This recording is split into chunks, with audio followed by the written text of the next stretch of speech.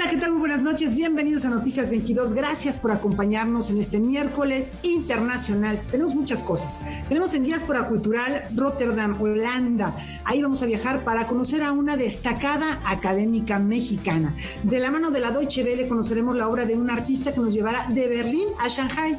Y en Visión Global con la doctora Ileana Rodríguez Santibáñez, el despliegue del ejército mexicano en nuestra frontera sur y en otra parte del mundo, el histórico retiro de tropas estadounidenses de Afganistán.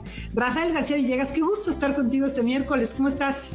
Mi querida Laura, muy contento de saludarte a ti y a los amigos del auditorio. Hola también a Laura Regis en la traducción de lenguas de señas mexicana. Gracias de verdad por acompañarnos. Y además de todo esto que comentas, Laurita, tenemos una efeméride. Ya desde ayer hacíamos un guiño porque el día de hoy se han llevado a cabo varias actividades en torno a la figura del escritor, activista político José Revueltas, quien deja este plano material hace 45 años, un autor que siempre mostró su maestría en el uso del lenguaje, provocó por supuesto muchas incomodidades, venía de una ilustre familia y hoy a 45 años de su partida recordamos así al autor de El Apando. El 20 de noviembre de 1914 nació José Revueltas en Santiago Papasquiaro, Durango, hermano del músico Silvestre, la actriz Rosaura y el pintor Fermín. Desde muy joven fue atraído por los conflictos sociales, las ideas marxistas de la lucha de las clases y el compromiso de transformar la realidad. A la edad de 15 años ingresó al Partido Comunista Mexicano y eso le costó su primer ingreso a la correccional por 6 meses. Ese periodo de encierro en 1929 lo hizo parte de su literatura en fragmentos de El Quebranto. Esta historia se repitió en otras 4 ocasiones en las que en reclusión repensó a través de la escritura las ataduras de la sociedad, constante que reaparece en Los muros de agua, Los errores y El Apando, donde enfatiza: las rejas para mí, las rejas del Apando, son las rejas de la ciudad y las rejas del país y las rejas del mundo. He visto la desnudez del hombre, la cárcel desnuda completamente al individuo, porque la carencia y la necesidad descienden en absoluto. Estas 2 vertientes estuvieron presentes a lo largo de la vida de José Revueltas. Por una parte, entregarse a la escritura salpicada de referencias autobiográficas y por otra, comprometerse con su evolución filosófica e intelectual mientras desarrollaba su actividad social dedicado al quehacer político. Ideólogo de la revolución política y cultural del movimiento del 68 en México, en su obra plasmó posibilidades para ser mejores seres humanos y seres libres. José Revueltas murió en la Ciudad de México el 14 de abril de 1976. En memoria de este gran personaje, Canal 22 transmite a las 10:30 de la noche Los Vuelcos del Corazón. Es un trabajo de Mitl Valdés que surgió a partir de uno de los relatos del libro Material de los Sueños. Julio López nos presenta un adelanto. Un amor despiadadamente roto es igual que la muerte, y se puede no volver a vivir. En el marco del 45 aniversario luctuoso de José Revueltas, esta noche Canal 22 transmite Los Vuelcos del Corazón del director Mitl Valdés, quien se inspiró en el cuento Resurrección sin vida para dar forma al guión de esta historia. La trama de la película no sigue al pie de la letra el argumento del cuento Resurrección sin vida, que fue mi punto de partida para escribir el guión, sino que yo inventé, agregué personajes, situaciones, escenas que no son parte del cuento, pero lo hice con mucho rigor, porque a partir, digamos, de la cosmovisión, de la problemática que le interesaba a Revueltas, pues la hice mía. La trama sigue de cerca a José Antelmo Cruz, un escritor y activista político abrumado por las decisiones del pasado. Su único desahogo es Raquel, una prostituta a la que ama profundamente.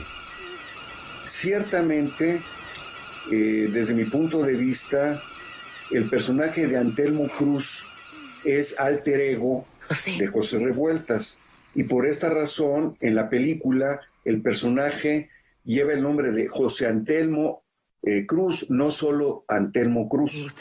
El filme es protagonizado por Arturo Beristain, María Rojo, Martín Barraza, Rosa María Bianchi, Juan Carlos Colombo, Ernesto Gómez Cruz, Ignacio Guadalupe, Luisa Huertas y Luis Felipe Tobar. Se debería de ayudarte a juntar. Pero ahora en particular es una buena ocasión porque se va a transmitir la versión restaurada de la película.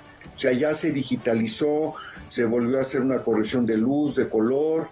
Entonces, creo que tiene una calidad digna de Revueltas, y además del trabajo, del esfuerzo que hizo todo el equipo de rodaje y de producción en la película. Canal 22 transmite Los Vuelcos del Corazón este miércoles 14 de abril en punto de las 22:30 horas. Noticias 22, Julio López. Bueno, imperdible esta noche, 10:30 en Canal 22. Y vamos preparando ya el pasaporte. Nuestro viaje internacional nos lleva a Madrid, España, con nuestra corresponsal Francina Islas, quien recientemente visitó el Museo Nacional del Prado a propósito de la llegada de la exposición Pasiones Mitológicas. Pasiones Mitológicas surgió de la posibilidad de reunir las 6 poesías que Tiziano pintó para Felipe II y que desde el siglo XVI no se habían expuesto juntas. Las 6 poesías están concebidas en 3 parejas que representan a Danaé, Venus y Adonis, a la diosa Diana, Acteón y Calisto, a Perseo y Andrómeda y el rapto de Europa. En Madrid estuvieron durante mucho tiempo, fueron pintados para Felipe II y tuvieron un impacto extraordinario en una serie de pintores que están magníficamente representados en el Museo del Prado, como son sobre todo Rubens y Velázquez. Para Tiziano este encargo llega a una edad ya muy avanzada, tiene más de 60 años, pero en un momento crucial de su carrera, cuando su fama está en el punto más álgido y cuando la rivalidad con Miguel Ángel también está en su cenit. A diferencia de Londres y Boston, donde solo se han expuesto los 6 cuadros, el Museo del Prado incluyó en Pasiones Mitológicas artistas que quedaron marcados por la influencia de Tiziano, como Rubens, Van Dyck o Velázquez. Cuando uno ve, por ejemplo, las hilanderas junto de Velázquez junto al rapto de Europa de Tiziano, pues calibra cuán grande fue la deuda de Velázquez con respecto al último Tiziano, ¿no? Y también pues hay una deuda también de una forma de entender la pintura, ¿no? Las mismas hilanderas están incluidas en la exposición porque al fondo aparece el rapto de Europa, ¿no? Y porque, según los mitógrafos españoles de la época, el mito de Aracne, la fábula de Aracne, que es lo que representan las hilanderas, pues significa el progreso artístico, como cada nueva generación pues supera la anterior, y en ese sentido, pues cuando Velázquez pinta ese cuadro, lo que está diciendo es que él pertenece a una tradición, ¿no? Que es la que arranca con Tiziano, y cómo él es la superación de esa tradición, que tiene sus hitos principales en Tiziano, en Rubens y en él mismo, ¿no? Hay algunos de estos mitos que Tiziano inventa momentos o pasajes de ese mito. Por ejemplo, en el caso de Venus y Adonis,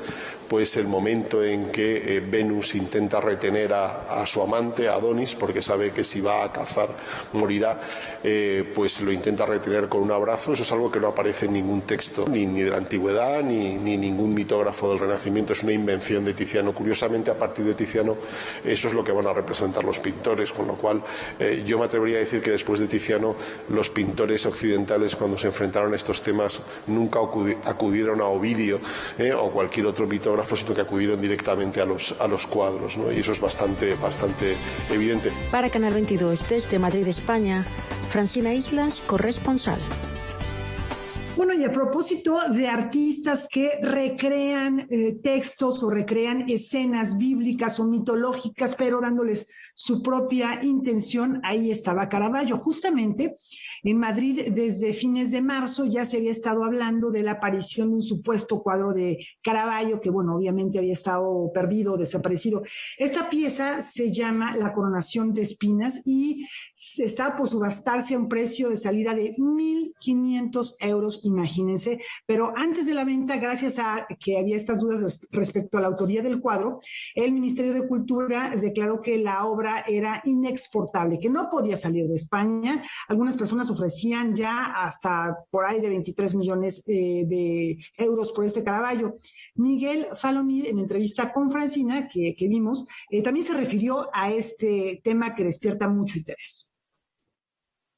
Yo no he tenido ocasión de verlo. Cuando fui a verlo lo habían retirado de la subasta, pero la inmensa mayoría de especialistas en Caravaggio, gente a la que le otorgo mucho crédito, piensa que es Caravaggio, que lo que hizo el museo fue darse prisa para que el cuadro fuera declarado inexportable y que no pudiera abandonar el país. Se hizo con una enorme diligencia por parte del Ministerio. En 24 horas se prohibió su salida y que, bueno, pues esperemos poder estudiarlo, poder verlo y ojalá que acabe en el Museo del Prado, que sería su destino lógico. Parece que el cuadro está en España desde prácticamente vida de Caravaggio, una generación después, desde el siglo XVII, y bueno, que nos encantaría verlo. Tenemos un solo Caravaggio, pues tener un segundo sería un regalo.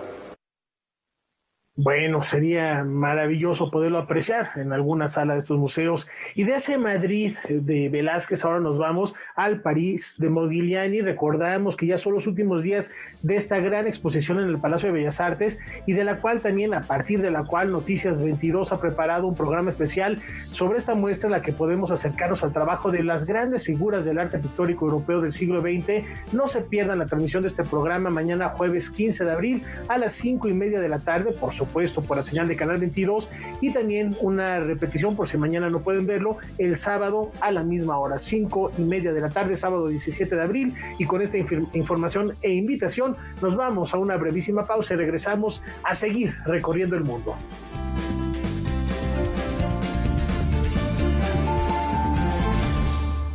Empezamos en Santiago Papasquiaro, Durango, fuimos a Madrid, a París. Nuestra siguiente escala es en los Países Bajos, de manera particular Rotterdam, para descubrir a otra gran mexicana de la que nos platica esta noche Edgardo Bermejo en Diáspora Cultural.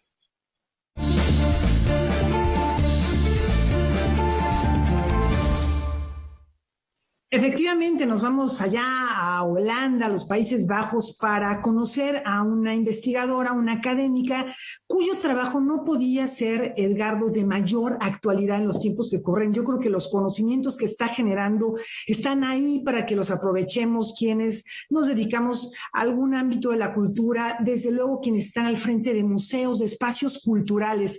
Ya nos platicarás por qué de verdad resulta de enorme interés lo que está haciendo esta académica, esta investigadora. Te escuchamos. Gracias por estar con nosotros con estas buenas noticias, Edgardo. Gracias, Laura. Sí, buenas noches. Pues fíjate que le hemos dedicado la mayor parte de nuestras entregas a los artistas mexicanos que forman parte de la diáspora cultural, pero casi no nos hemos detenido a pensar, a presentar a ese otro sector muy importante que ya tú mencionas, que son pues los académicos, los estudiosos de los fenómenos culturales mexicanos que están en todas partes del mundo. Son mexicanos y mexicanas que gracias a su producción académica, pues contribuyen al debate sobre los fenómenos de la cultura y de las artes.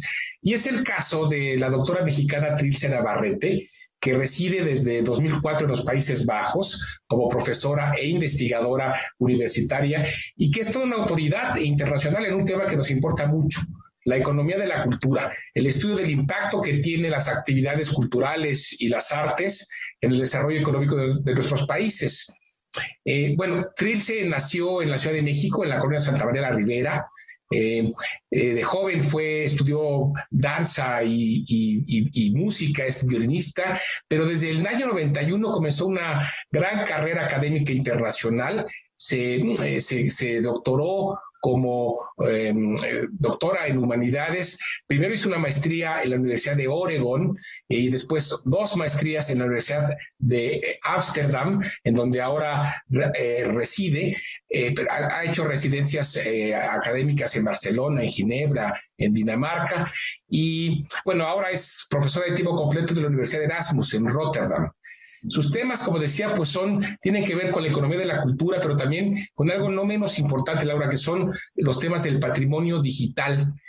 Por décadas nos hemos preocupado internacionalmente por reconocer y proteger el patrimonio material o intangible de nuestras sociedades, pero ¿cómo vamos a preservar en el siglo XX, a clasificar, a proteger todo aquello que tiene que ver con lo que se produce de manera digital? Y de esto justamente se dedica nuestra profesora invitada de esta semana, Trilce Navarrete. Ella, bueno, pues tiene una trayectoria muy impresionante, da conferencias, participa como asesora en distintos organismos internacionales y tiene además un espacio en YouTube, tiene una serie de video documentales en YouTube que se llama Los museos y su contexto. Vamos a ver un fragmento de esta primera entrega de esta serie de nuestra invitada y seguimos platicando de ella. Vamos a verlo.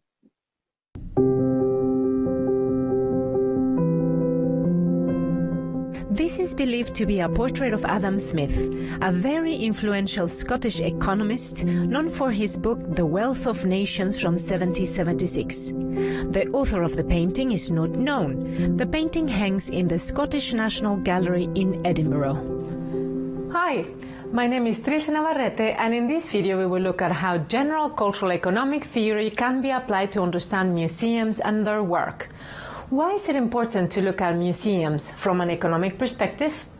Positioning museums as a sector in the economy allows identifying the share of employment, expenditure, or contribution to the GDP in relation to other sectors. You might have seen reports noting the contribution of culture to international tourism, which is the third largest export category after chemicals and fuels worldwide. This is macroeconomics, concerned with the aggregate economic variables and deals with economic-wide policies to achieve economic growth. You might have also be familiar with reports that review the goals, the organization, the budget, and the strategies of museums and their performance. This is microeconomics, which studies the individual parts of the economy, such as the use of resources in the production and consumption of goods by individuals or firms.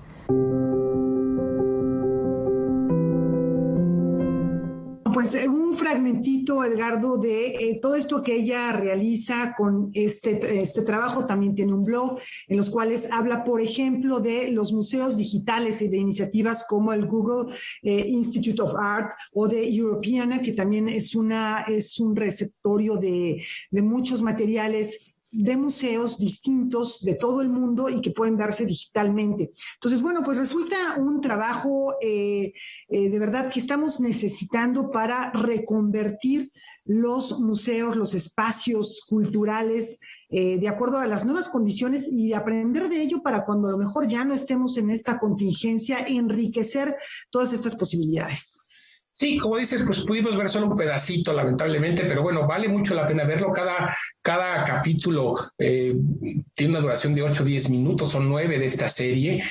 Creo que para los que se dedican a los estudios museológicos valdría mucho la pena verlo. Estoy pensando en el MUAC de la UNAM, que organiza cada año la Cátedra Internacional en Museología Crítica William Bullock. Creo que valdría mucho la pena invitar a asirse a esta cátedra. Ella, pues ya te decía, tiene una trayectoria académica muy impresionante, tiene muchos libros publicados, todos ellos en inglés y todos ellos fuera de México. Voy a mencionar dos de sus títulos. Uno es el Manual de Economía de la Cultura, que ya va por su 3ª edición, y tiene además, va a sacar este año un libro que habla justamente sobre la transición de los museos a formatos digitales y el impacto que esto va a tener en los museos y en la generación de nuevos públicos. El tema de lo digital pues se ha convertido en el gran tema del mundo. Esto mismo que estamos haciendo tú y yo ahora mismo desde Zoom, pues nos indica que lo digital es la gran clave para entender a lo cultural en el siglo XXI, y es a lo que se dedica precisamente Trilce Navarrete desde Holanda. Creo que todos los esfuerzos que ella hace para entender a la cultura desde la economía y a la economía de la cultura, para agregarle datos duros a esto que son los fenómenos de la cultura y de las artes, pues la hace ser alguien muy representativo, muy valioso y muy destacado de nuestra comunidad mexicana en el extranjero, de nuestra diáspora cultural de cada 15 días. Pues gracias, Edgardo, como siempre, por traernos aspectos positivos de la diáspora cultural y ahora abriendo este nuevo camino de académicos, académicas que están haciendo investigaciones para que sean aplicadas ya, como es el caso de Trilce que nos acabas de comentar. ¿Nos vemos en 15 días? Nos vemos en 15 días. Muchísimas gracias. Rafa, tú nos vas a platicar de otro artista que desde un ángulo y una propuesta diferente también se está abriendo camino en un mercado pues muy, muy competido. ¿A dónde nos llevas ahora? Así es, mi querida Laura, ¿qué te parece si vamos a Shanghái? Pero desde Alemania, esto es muy interesante, sabemos lo que ha sido esta contingencia para los artistas, y ahora Jonas Burget, que es un artista alemán en plena pandemia, prepara esta gran exposición desde su taller berlinés. Sus obras creadas en pleno confinamiento son monumentales y narran escenas casi apocalípticas. Para platicarnos al respecto, saludamos como cada semana a Valentina Torrado de nuestro canal aliado Deutsche Welle. Mi querida Valentina, ¿cómo estás? Buenas noches. Un saludo para todos desde Berlín y me alegro de estar con ustedes nuevamente. Es raro escuchar en este tiempo tan difícil de pandemia para todos que un artista esté produciendo a gran escala para una gran exposición. El alemán Jonas Burgert tiene planeada una gran muestra individual para el 23 de julio en el Museo Long de Shanghái, uno de los espacios de arte privados más importantes de China. No es la primera vez que expone en Asia, ya lo ha hecho con éxito en varios lugares como Pekín, Hong Kong, Japón y Bombay. Será una muestra principalmente de pintura sobre lienzo. Se presentarán cerca de 20 de gran formato y algunas piezas de escultura. Las dimensiones de las obras, que se asemejan más a grandes murales, alcanzan hasta los 7 metros de largo. Toda la exposición ha sido planeada y diseñada en su taller de Berlín por medio de una maqueta modelo, ya que no ha sido posible hasta el momento de viajar hasta el lugar. Bueno, ya te refieres al confinamiento, Valentina. ¿Hay algún vínculo con la pandemia? ¿Qué expresan estas obras? Los lienzos figurativos narran escenas que no se descifran con una primera lectura, sino después de contemplarlas detenidamente y durante un largo rato. No cabe duda que son desgarradoras, incomprensibles y pesimistas.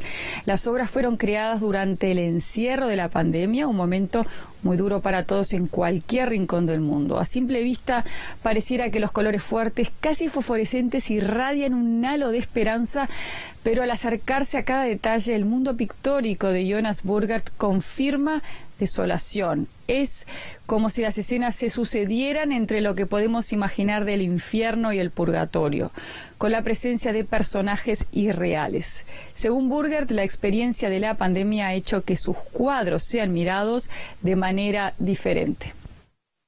Bueno, indiscutible la desolación y la pandemia, podemos hablar de términos universales, pero ¿qué pasa, Valentina, con un público como el chino que comparte otros códigos culturales e inclusive, podemos decirlo, está acostumbrado a otro tipo de lenguaje visual?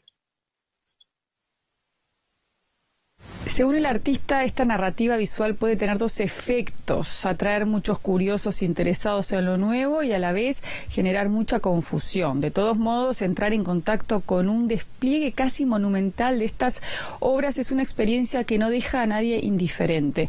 No olvidemos además que la exposición se presentará en el Museo Long, que es conocido por promover el arte contemporáneo internacional, en un espacio abierto al intercambio de conocimiento artístico con varios países por medio de lecturas, talleres y foros. Es propiedad de una pareja china de coleccionistas de arte y atesora además de una colección de arte tradicional y arte de la Revolución chinos, una importante colección de arte moderno y contemporáneo internacionales. Fue un gusto haber compartido estos minutos con ustedes. Nos vemos la próxima semana desde Berlín. Valentina Torrado de DW. Gracias, Valentina. Hasta la próxima semana. Y en efecto, fascinante la propuesta, Laura. Sí, el arte, en efecto, tiene que ser un lenguaje universal que nos toque, que nos conmueva, que nos haga reflexionar a todos, pero sí hay ciertas diferencias y ciertas maneras de percibirlo de acuerdo a los cánones occidentales y orientales, y esta frontera cada vez se diluye más, y ahora en la pandemia, bueno, queda perfecto esta exposición. Fíjate que justo estaba yo reflexionando en torno al trabajo de Jonas Burgert, que yo creo que de la pandemia vamos a tener prácticamente un género pictórico, un género artístico que será la pintura o el arte de la pandemia. Hasta ahora hemos visto algunos acercamientos, Banksy hizo por ahí algunas cositas, pero no habíamos visto obra, al menos yo no había visto obra que realmente valiera la pena, casi memes, casi a la Mona Lisa con cubrebocas y cosas de ese tipo. Por ahí en España, un monumento de de una enfermera, pero no algo que realmente golpeara y que nos hicieran pensar en gente como Jerónimo Bosch o como estos artistas que eran capaces de expresar el dolor de una manera figurativa mucho más profunda. Y creo que Jonas Burgert está logrando algo muy, muy interesante como para que quede por ahí un cuerpo de obra después, post pandemia, y digamos, bueno, esto es lo que dejó, esto es lo que se hizo en términos de arte, ¿no? Finalmente, todas las plagas y todas las pandemias a lo largo de la historia de la humanidad han sido cismas, no solo en el desarrollo social, sino de manera muy puntual en el arte, que gracias a lo mismo podemos entender artistas como Goya inclusive, y mucho más atrás, ahí están claros ejemplos. Bueno, pues seguimos la pista de este artista y de otros que vayan surgiendo, que vayan haciendo propuestas en torno a lo que vivimos en este momento. Y una recomendación, antes de irnos a la pausa, ¿qué te parece, Rafa? A ver, ¿qué nos tienes, Laura? No sé si a ti te gustaría quedarte otro ratito, ya no como conductor, sino como televidente en Canal 22, al terminar este programa, porque se va a poner bueno. Comienza Debate 22. Esta noche, Kimberly Armengol va a recibir a Julio Astillero para platicar acerca de los medios de comunicación y la cuarta transformación. Se va a poner, ya van a ver, muy interesante. Este periodista va a compartir su análisis sobre lo que está ocurriendo actualmente en el país. No se lo pierdan a las 9 de la noche. Regresamos.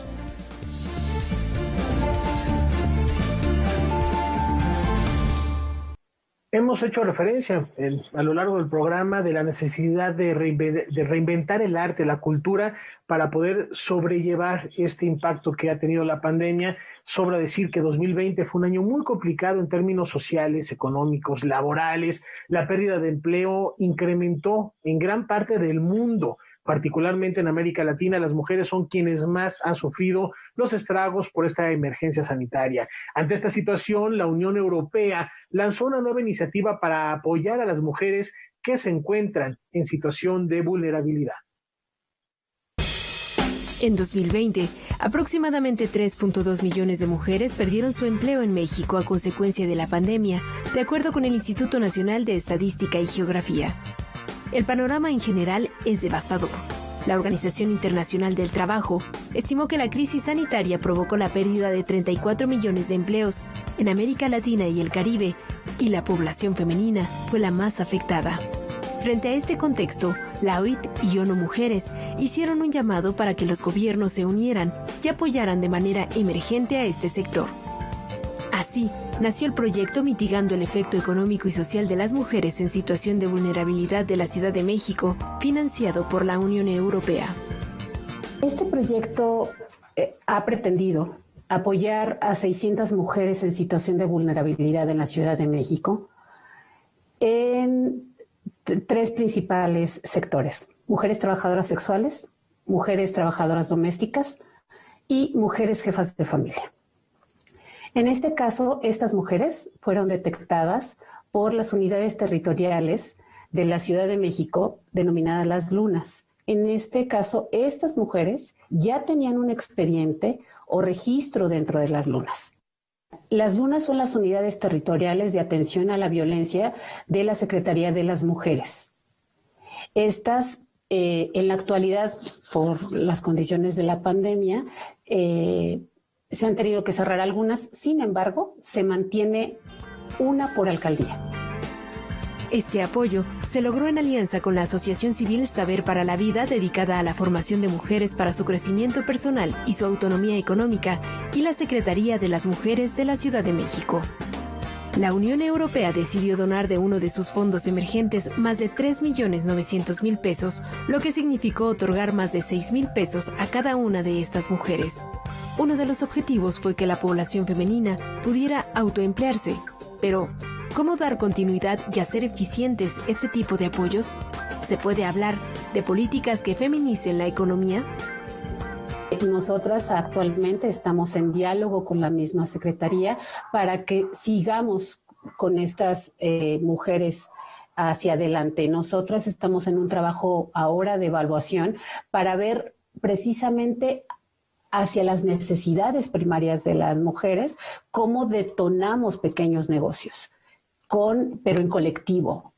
Que entiendan que si podemos invertir en el trabajo de las mujeres, se asegura una gran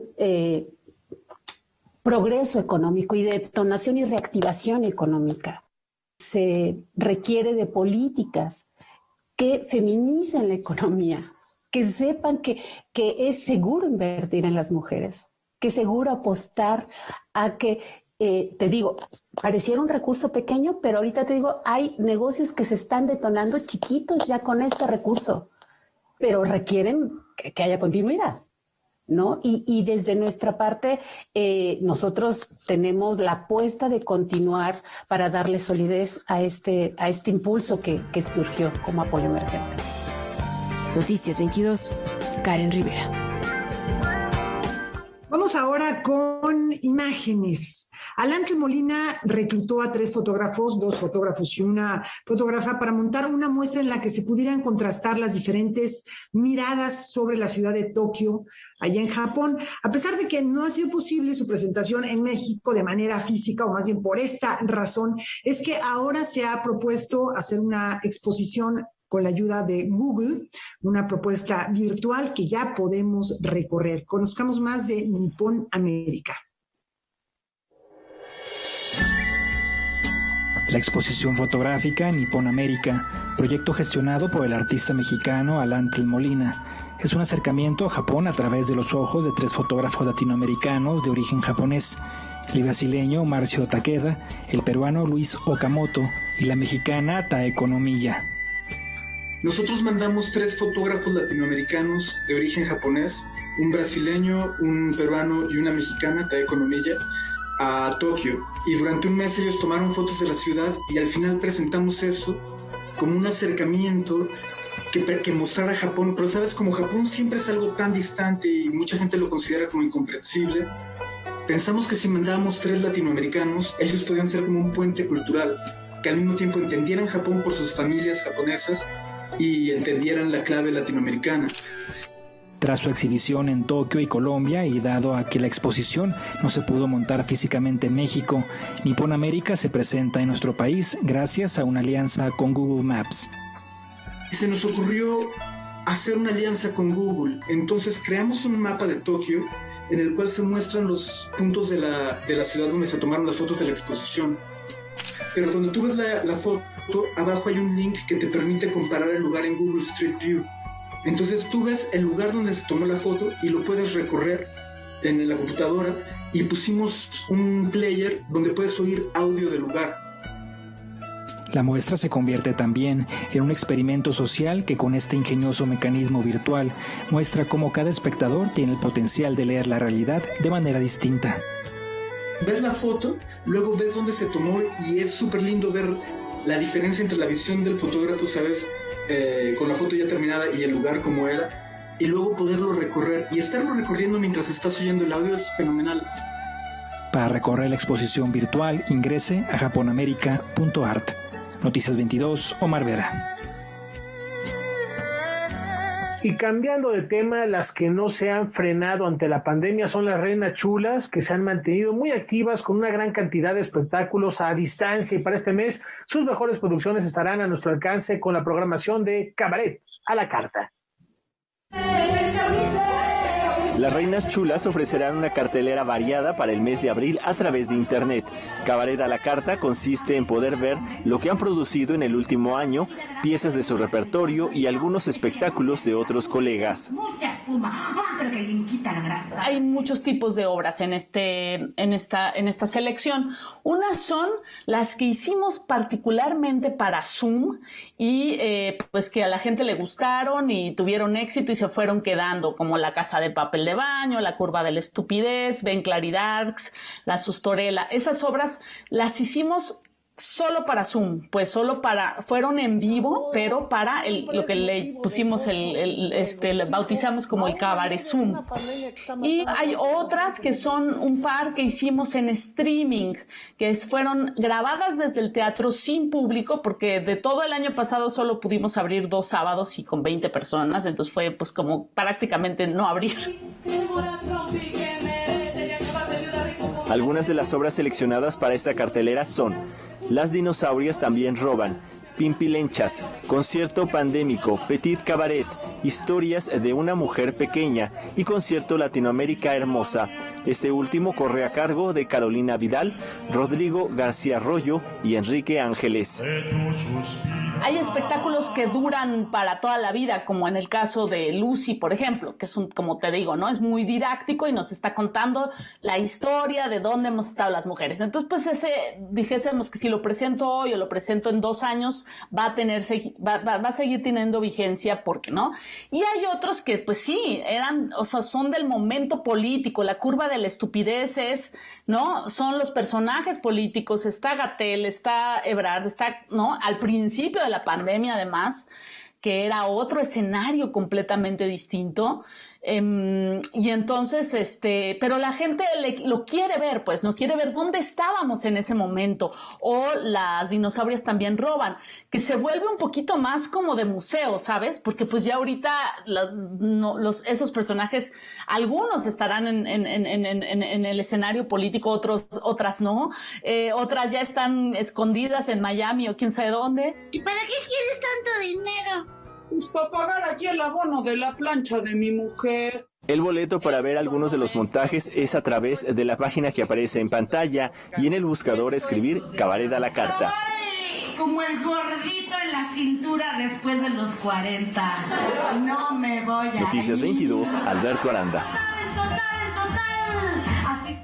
Vamos a la pausa. Antes los invitamos a la presentación del libro que, por cierto, les presumo que ya lo tengo aquí en mi poder. Es una publicación extraordinaria, Marco Antonio Cruz, La construcción de una mirada. Es un trabajo del historiador Alberto del Castillo Troncoso, que tiene no sé si alcanzan a ver, una gran cantidad de imágenes, ilustraciones, mapas, en fin, es una guía para conocer justamente la mirada de este gran fotógrafo que falleció desafortunadamente hace unos cuantos días, el pasado 2 de abril. La transmisión en vivo será mañana jueves a las 6 de la tarde por la página de Facebook del Instituto de Investigaciones Dr. José María Luis Mora, que me parece ya está ahí en estos momentos en pantalla. No se lo pierdan y vamos a la pausa. Regresamos con la doctora Iliana Rodríguez Santibáñez.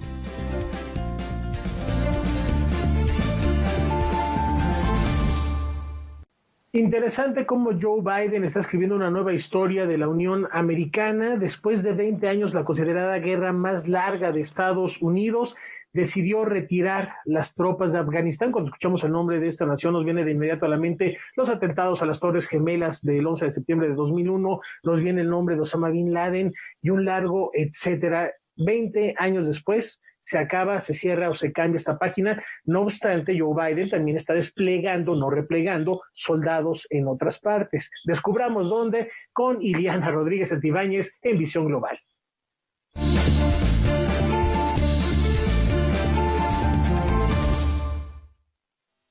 Gracias, buenas noches. Y bueno, la vuelta al mundo en menos de 10 minutos. 2 temas importantes en la agenda esta semana. Uno, como tú bien dices, tiene que ver precisamente con la declaratoria que ha hecho Biden este día, donde van a retirar a sus tropas de Afganistán, poniendo fin a aquella operación de libertad duradera que generaron después de la caída de las Torres Gemelas y el ataque también a las instalaciones del Pentágono, en aquel hecho lamentabilísimo el 11 de septiembre del 2001. A partir de esa fecha fatídica comienza una persecución importante por parte de los Estados Unidos o dirigida o motivada por los Estados Unidos para tratar de acabar con aquel líder terrorista Osama Bin Laden, que fundamentalmente tenía varios de sus miembros en el territorio de Afganistán, un territorio donde la lucha por el poder hasta este día se mantiene por parte de los talibanes que reclaman el poder en Afganistán. Es decir, hay 2 entornos paralelos. Por una parte, los ataques terroristas a las Torres Gemelas, estas agresiones que ellos mismos se adjudicaron, y luego, por supuesto, el terreno en Afganistán con esta convulsión política donde hoy día el presidente Ghani al-Zawahiri ha prácticamente acordado con los talibanes desde el año pasado reuniones. Una fue precisamente al día siguiente del 11 de septiembre del año pasado para tratar de acordar prácticamente un acuerdo de paz. También en enero se volvieron a reunir y en esa reunión del año pasado Trump prometió precisamente retirar a las tropas de Afganistán. En ese momento estaba el secretario de Estado Mike Pompeo en representación de Trump y precisamente dialogaban del retiro de tropas progresivo. Hoy día Biden anuncia la decisión al mundo de que a partir del 1 de mayo, cumpliendo con ese acuerdo de Doha, de Qatar, donde se celebran esas negociaciones con Afganistán, de retirar las tropas. Esto se pretende que sea del 1 de mayo y hasta el día 11 de septiembre de este año en que sean retiradas las tropas. Es interesante porque también recordemos que en aquella década del 2001, la Organización de Naciones Unidas, a través de la resolución 1386, dispuso un ejército multinacional en Afganistán que fue coordinado precisamente por la OTAN. Hay que señalar que era la primera misión de la OTAN fuera de Europa y fuera de América del Norte en instalarse en territorio afgano. Para entonces, un ejército de más de 130,000 hombres y mujeres en aquel estado, con bajas prácticamente de hasta 42,000 soldados, pero también hay que decirlo, las cifras en 2019 revelaban muertes de civiles por prácticamente 32,000 personas en Afganistán.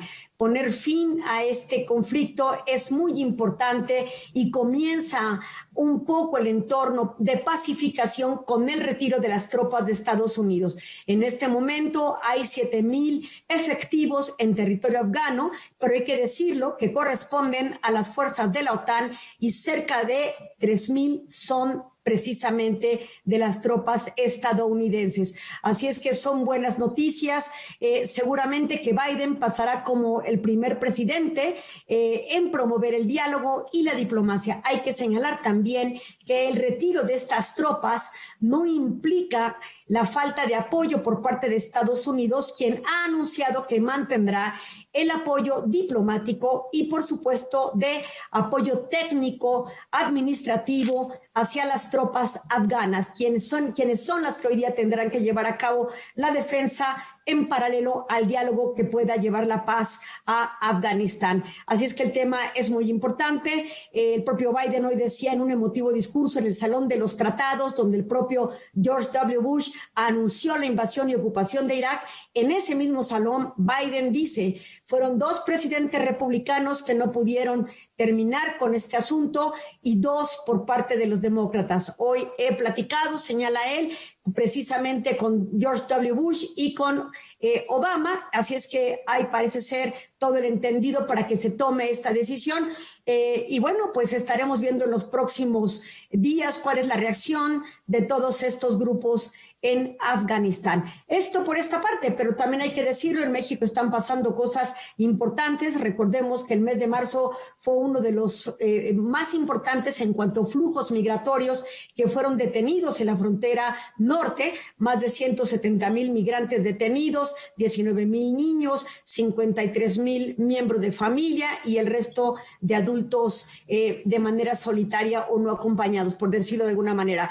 Importante porque ahora Kamala Harris, que ha sido designada como quien va a dirigir el ataque de raíz a la problemática migratoria, ya está en diálogos con el mandatario mexicano precisamente para ver de qué manera pueden hacer que se desmotive no solamente la expulsión de migrantes de nacionalidad mexicana hacia el territorio estadounidense, sino por supuesto de aquellos que provienen del Triángulo del Norte, que son Guatemala, Honduras y El Salvador, que más migrantes están orientando hacia nuestro propio territorio. Así es que estaremos observando cosas interesantes ante el cuestionamiento a Kamala Harris de qué va a pasar con la zona fronteriza. Ella, como una buena abogada que respeta facultades y atribuciones de cada secretaría, ha dicho que eso corresponde precisamente al secretario de Seguridad Nacional, que ella va orientada, en todo caso, a acabar con el problema de raíz. Así es que palabras que dejarán impacto y eco y veremos de qué manera logra concretarlo. Así las cosas en visión global. Muchas gracias, mi querida Eliana. Un tema delicado que se ha agravado, por supuesto, con la situación de la pandemia. Veremos cuál es la resolución en los próximos días. Muchísimas gracias. Y nos vamos, Laura, y lo hacemos con música, recordando a un gran compositor, violinista y director de orquesta argentino, Edgardo Donato. Quizá el nombre no le suene, pero Gardel hizo mundial su tema más famoso, que se llama A Media Luz. Él le dio música a ese tango y tuvo su orquesta de jazz, pero bueno, se volvió un referente de la música universal, y hoy lo recordamos a propósito de los 124 años de su nacimiento. Muchas gracias.